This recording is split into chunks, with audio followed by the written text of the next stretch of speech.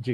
बेशक कांग्रेस पार्टी इस देश की प्राणवायु है, ये मैंने कई चैनलों में कहा, चैनलों ने इसकी डिबेट की हेडलाइन बनाई। खैर, आप बताओ, खेत की मेड़ ही अगर खेत को खाने लगे और हम पानी न रोक पाए, तो ये दोषी ये सत्यजीत जी, अजय जी, अरुणा जी, आप तो नहीं है ना, ये दोषी तो लीडरशिप है ना। आप बताओ, पंजाब में खेत की मेड़ किसने खाई? जोकर सिद्धू को आशीर्वाद किसने दिया?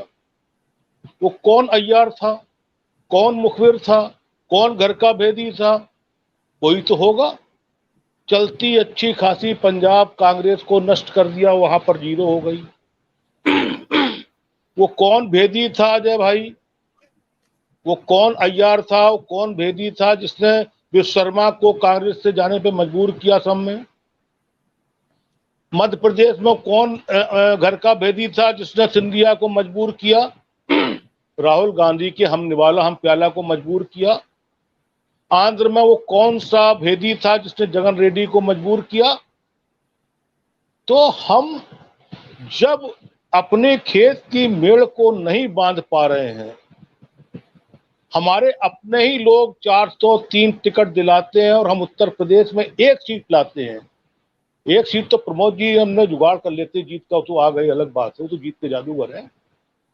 एक सीट आई, किन उन लोगों ने टिकट दिए थे 402? उनके पीछे कौन से नाम थे? वो घर के बेदी कौन लोग थे? जो 25 लाख से लेके 1 करोड़ तक रुपया लियो, वोट मिला 800, 1000, 1200, कौन लोग थे? मैं आपको बता दूं संदर्भ में, उसको उधर मत लीजिएगा।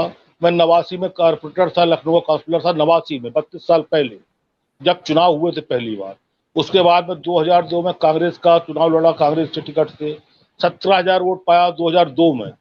फिर मेरी सीट बदल दी, मुझे पश्चिम में कर दिया।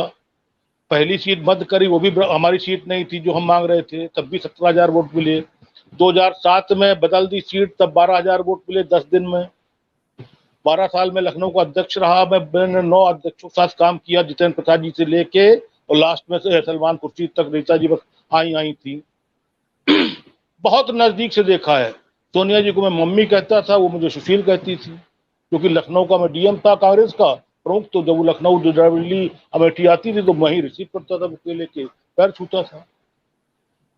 बेशक त्याग की देवी, लेकिन एक त्याग और समर्पण की उन्होंने सीमा पार कर दी, बहुत ज्यादा दूर चली गई। आप बताएंगे कि 400, अभी चिंतन शिविर की बात हो रही थी दिनेश जी, काहे का चिंतन शिविर? आपने उत्तर प्रदेश के एकमात्र जीते विधायक वीरेंद्र सिंह को चिंतन शिविर में नहीं बुलाया और 2200 और 1600 वोट पाए 2 लड़कों को बुला लिया आपने। 2200 और 1600 वोट पाए, जमानत जब्त 2 लोगों को बुलाया, उनका नाम नहीं लूंगा आपके शानदार चैनल पर। एक माइनॉरिटी का था, एक बैकवर्ड का था। आपने शिवकांत जायसवाल, निर्मल खत्रिय से बड़े लोगों को नहीं बुलाया चिंतन शिविर में। आप किस बात का चिंतन शिविर कर रहे थे? पिक एंड चूज वहां भी थी क्या? और फिर चिंतन शिविर में निकल के आया। दिनेश जी, बहुत बड़ी प्रॉब्लम है इस कांग्रेस में। आपने कई गलतियां की हैं। लोग दशक कहते हैं, शताब्दी कहते हैं। आम बोलचाल की भाषा में या तो दशक माना जाता है, शताब्दी माना जाता है। गांधी जी के आशीर्वाद से नेहरू जी का औरा था। नए नए हम लोग वो आए थे, स्वतंत्र हुए थे। नेहरू जी के बाद उनकी पाली पोसी लड़की जिन्होंने जेल भी देखी थी और पत्र भी लिखे थे, इंदिरा जी का एक वो था लौह महिला, उन्होंने करके दिखाया भी। दुर्भाग्य से उनकी डेथ हुई। तो एक शानदार, जो उनकी छाया में पड़े थे, तो राजीव जी आए, उन्होंने एक नया माहौल, नया सिस्टम बनाया। 3 पीएम आपके घर में जा चुके थे, क्या जरूरत थी? आप समझिएगा दिनेश जी, इस बात को मैं कांग्रेस तक ये बात पहुंचाना चाह रहा हूं। जी। क्या जरूरत थी इतना त्याग समर्पण करने की? राबड़ी देवी बिहार में अंगूठा टेक 5 साल मुख्यमंत्री हो सकती है राहुल जी की कृपा से। तो आपके पास तो पूरा देश हाथ जोड़ के खड़ा था कि आइए पीएम बनिए। कौन रोक रहा था? कौन? सुब्रमण्यम स्वामी जो होता देखा जाता। तमाम चीजें, राजनीति में विरोध पक्ष तो रहते ही रहता है। आप अगर खाली समाज सेवा त्याग करने आए हैं तो मानसरोवर जाके जल आचमन करिए। फिर 24 एकड़ रोड का क्या मतलब होता है? उसके बाद आपने वो भूल करी फिर आपने एक सबसे बड़ी भूल करी। आज हम छाती पीटते हैं मोदी को, गोदी मीडिया, मोदी ने मीडिया ले लिया। 10 साल मुतवातिर मनमोहन सिंह जी प्रधानमंत्री रहे हैं, मनीष तिवारी सूचना मंत्री रहे हैं। आपके बाद 10 साल में आप अपना नया भारत अखबार, कौमी आवाज अखबार, नेशनल हेराल्ड अखबार, अपना अखबार ही खत्म कर दिया, नया भारत से लेके हेराल्ड तक। 10 साल आप एक आप अखबार नहीं, अपना एक चैनल नहीं बना सकते थे। तो ये गलती मोदी की है कि उन्होंने पूरा गोदी मीडिया कर दिया। आप क्या कर रहे थे? आप खाली नैतिकता का आवरण ओढ़ रहे थे कि वो मनमोहन सिंह और शास्त्री है, जो जे है वो तो फिर झेलिए बस शास्त्री को। आपने वो गलती करी। पहली गलती, सोनिया जी ने पीएम नहीं बनी, वरना आज 5-4 पीएम होते। दूसरी गलती, चलिए मनमोहन सिंह को आपने बना दिया, स्थितियां थी, क्या प्रणब मुखर्जी उस समय नहीं थे? आपने चलिए उनको बना दिया जैसे तैसे करके, जो भी था, चाहे आस्कर जी कहने पर बनाया हो, चाहे अहमद पटेल कहने पर बनाया हो, चाहे गुलाम नबी कहने पर बनाया हो, चाहे दिग्विजय कहने पर बनाया हो, चाहे जिसके कहने पर बनाया हो, चाहे सलमान खुर्शीद के कहने पर बनाया हो। लेकिन मनमोहन सिंह पॉलिटिकल व्यक्तित्व नहीं थे, राजनीतिक। ठीक है, कर दिया। आपको क्या दिक्कत थी 2002 में, यूपी के पार्ट 2 में राहुल गांधी को कम से कम 1 घंटे के लिए प्रधानमंत्री बना देते? तो आज इस परिवार में कांग्रेस के 4-5 पीएम होते, प्रोटोकॉल होता, रूट लगा होता। ये कहा जाता, पूर्व प्रधानमंत्री सोनिया जी ने ये कहा, पूर्व प्रधानमंत्री राहुल जी ने ये कहा, कोई पप्पू नहीं कहता, कोई इटली की गाय नहीं कहता। ये बहुत बड़ी गलती आपने खुद करी है, इन लोगों ने सबने मिलके।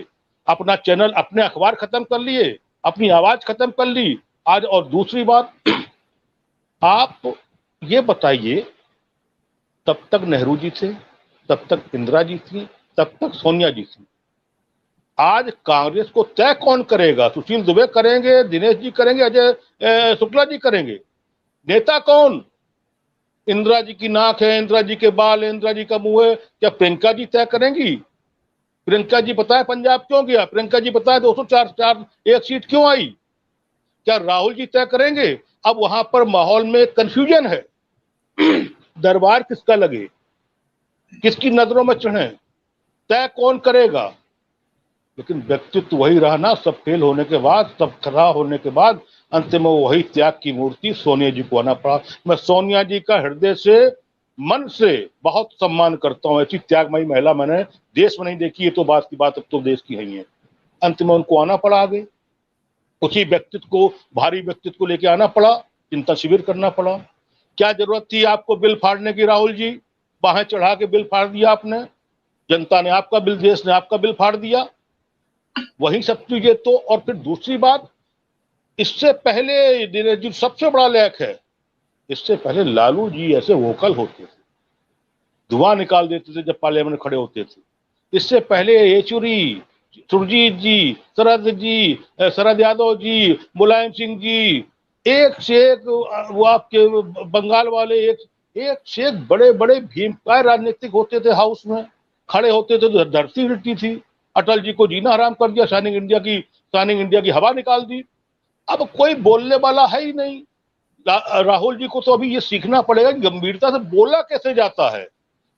काहे आंख मार देते हो हाउस? अरे आपने एक गलती कर दी, वो टीवी आज तक जिंदा दिखाता है, आप आज तक उसका काउंटर नहीं कर पाए, आलू सोना वाला। जबकि राहुल जी ने बिल्कुल ठीक कहा था, इन लोगों ने, आईटी सेल वालों ने बीजेपी को वो कर दिया, उसको बना के क्या वो कर दिया। अरे भाई, आपकी आईटी सेल इतनी मजबूत होनी चाहिए कि जैसा अभी कासिम भाई ने कहा कि जितनी उनका आईटी सेल बोल बम कर रहा है, दिनेश जी, बीजेपी का पैसे से आईटी सेल बोल बम कर रहा है, और हमारा आईटी सेल इसी में दिक्कत कर रहा है। हमारा अभी चिंतन यही हो रहा है कि हम किसको बुलाएं और किसको ना बुलाएं। अभी हम अपनी सीनियरिटी तय नहीं कर पाए हैं। अभी कांग्रेस के लोग, अब फिर तीनों में से एक अध्यक्ष बनना पड़ेगा। क्यों नहीं चिंतन शिविर में घोषणा हो गई कि तो सोनिया जी ही 24 तक की अध्यक्ष रहेंगे, और 24 सोनिया जी के हिसाब से होगा। तो दिल्ली का चुनाव है दिनेश जी, दिल्ली का चुनाव है, किसी आसाम का, गुवाहाटी का, त्रिपुरा का चुनाव नहीं है। दिल्ली का 24 का चुनाव है, ये सोनिया जी को ही तय करना चाहिए। क्यों 2.5 साल 3 साल से आप ऐसी कौन सी आफत आ गई कि आप तय नहीं कर पा रहे अध्यक्ष कौन बनेगा कांग्रेस का?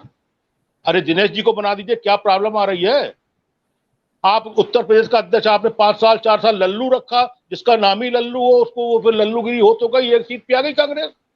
नाम का असर होता है, नाम का, पर्सनालिटी का असर होता है। तो दिनेश जी ये सब बातें हैं जो मुझे अभी समझ में आई, तो मैंने आपके शानदार और प्रतिष्ठित चैनल पर बोल दिया। कहीं ना कहीं सोनिया जी को अब ये तय करना पड़ेगा कि सलमान खुर्शीद चलाएंगे कि मणिशंकर अय्यर चलाएंगे कि ये आपका ये दिग्विजय सिंह चलाएंगे। कौन चलाएगा? राहुल जी चलाएंगे, प्रियंका गांधी चलाएंगी, कौन चलाएगा? अरुणा जी चलाएंगी, आपके बीरेंद्र सिंह जी चलाएंगे। आखिर कांग्रेस चलाएगा कौन? 24 तय कौन करेगा? निर्णय कौन लेगा? धन्यवाद, धन्यवाद।